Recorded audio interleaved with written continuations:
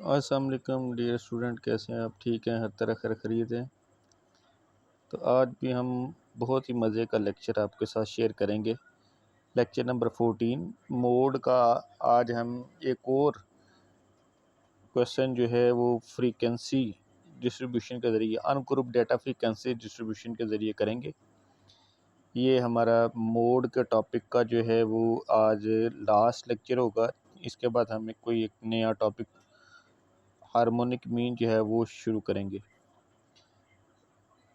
तो यहाँ पे आप देख रहे हैं कि अनग्रुप डेटा के अंदर जो है आप ये इसको हम डिस्क्रीट सीरीज़ भी बोलते हैं, इसको अनग्रुप डेटा फ्रीक्वेंसी डिस्ट्रीब्यूशन बोलेंगे, क्योंकि इसमें ग्रुप नहीं बने होते। हाँ, फ्रीक्वेंसी का कॉलम होता है, इस वजह से इसे हम अनग्रुप डेटा फ्रीक्वेंसी डिस्ट्रीब्यूशन बोलते हैं। इसको बगैर फार्मूले के हम सॉल्व कर सकते हैं। वैसे तो ये फार्मूला को भी लगा सकते हैं, वही ग्रुप डेटा वाला, लेकिन हम यहाँ पे इसको आसान तरीके से सॉल्व करने के विदाउट फार्मूला हम इसको सॉल्व करेंगे। तो आपको ये नज़र आ रहा होगा, ये असल में ये जो फ्रीक्वेंसी होती है ना, ये आपको बता रही होती है कि कोई वैल्यू कितनी दफ़ा जो है वो रिपीट हुई है। 87 जो है वो 2 टाइम, ये फ्रीक्वेंसी में ये बता रहा है कि 87 डेटा में 2 टाइम आया हो। 88 1 टाइम आया है, ये फ्रीक्वेंसी हमें ये बताती है। 89 2 टाइम आया हुआ है। तो ये फ्रीक्वेंसी अनग्रुप डाटा को फ्रीक्वेंसी डिस्ट्रीब्यूशन में चेंज करने का मकसद ये होता है कि ये वैल्यू हम जो नंबर ऑफ़ वैल्यू ये जो है एक एक दफ़ा लिखते हैं, और फ्रीक्वेंसी का मतलब होता है कि कोई वैल्यू जो है वो कितनी दफ़ा रिपीट होती है डाटा के अंदर। तो आप ये देख रहे हैं इस फ्रीक्वेंसी के अंदर जो है वो सबसे ज़्यादा मरतबा जो वैल्यू रिपीट हो रही है वो 92 है, जो 3 टाइम रिपीट हो रहा है। ठीक है, तो हम जब मोड की जो है वो डेफिनेशन पढ़ते हैं तो वो यही कहता है the most frequent value in the given data is called mode. तो हमारे पास जो है ये अगर इस क्वेश्चन को देखते हैं तो हमारे पास जो ज़्यादा मरतबा जो है वैल्यू रिपीट हुई है वो 92 हुई है। तो इसका आंसर होगा the most frequent value in the given data is 92। ठीक है जी, 92 हमारा आंसर होगा, क्योंकि 92 जो है वो हमारा मोड है। ये इस क्वेश्चन के अंदर जो है वो 3 टाइम सबसे ज़्यादा मतलब रिपीट हुआ है। मुझे उम्मीद है कि आपको ये अच्छे से समझ आ गया होगा ये क्वेश्चन। अब हम नेक्स्ट एक और लास्ट इसका जो है वो एग्जांपल करते हैं। ये पास पेपर में से क्वेश्चन मैं सॉल्व करके दे रहा हूँ।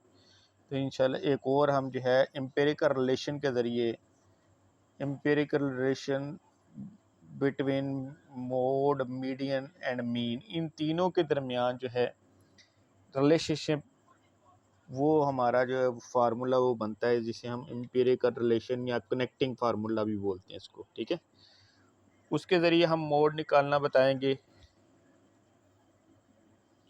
तो ये अब हम एम्पिरिकल रिलेशन फार्मूला उसके ज़रिए जो है वो मोड का जो है वो हम सॉल्यूशन करेंगे। मोड जो है ये हमने वैल्यू फाइंड करनी है। मीन की वैल्यू मेरे पास 45 है और मीडियन की वैल्यू 30 है।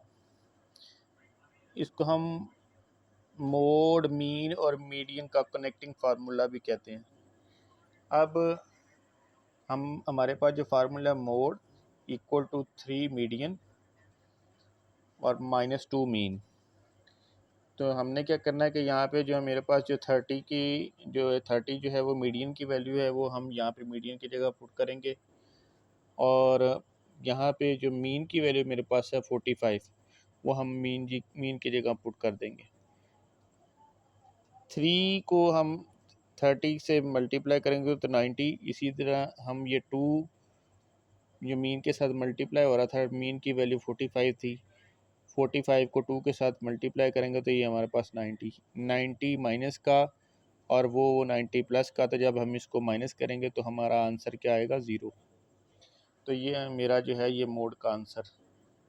लीजिए, हमने जितने भी ये मोड का जो टॉपिक था आज, इसकी डेफिनेशन भी हमने डिस्कस कर ली। साथ हमने अनग्रुप डाटा के ज़रिए 3 क्वेश्चन उसके ज़रिए हमने सॉल्व किए। फिर ग्रुप डाटा फ्रीक्वेंसी डिस्ट्रीब्यूशन, फिर अनग्रुप डाटा फ्रीक्वेंसी डिस्ट्रीब्यूशन, फिर एम्पिरिकल रिलेशन फार्मूले के ज़रिए जो मोड्स को जो है वो हमने सॉल्व किया। तो डियर स्टूडेंट, अगर आपको इस टॉपिक में किसी भी किस्म की प्रॉब्लम है, आप मुझे मेरे व्हाट्सएप नंबर पे रब्ता करें और कोशिश करें कि जो वीडियो आपको अच्छी लगे, यही हमारे लिए हौसला अफजाई जो है वो जो है हमें हौसला अफजाई करती है हमारी कि आप जो है इस वीडियो को लाइक करें, शेयर करें। बस हमें और कुछ नहीं आपसे चाहिए। आप इसको जो है लेक्चर को देखें। अगर आपको कोई प्रॉब्लम हो तो मुझे इनबॉक्स में जो है वो ज़रूर व्हाट्सएप नंबर पे जो है वो रब्ता करें। तो दूसरा, हम ये नेक्स्ट हमारा जो टॉपिक आ रहा है कल से, हम हार्मोनिक को डिस्कस करेंगे।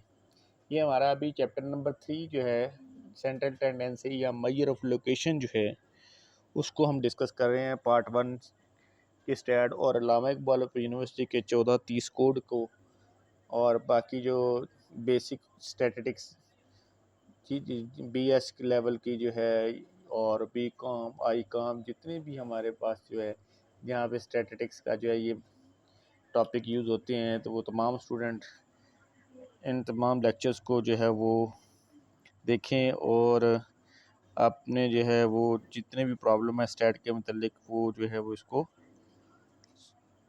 डिस्कस कर सकते हैं हमें। ओके, अल्लाह हाफिज़।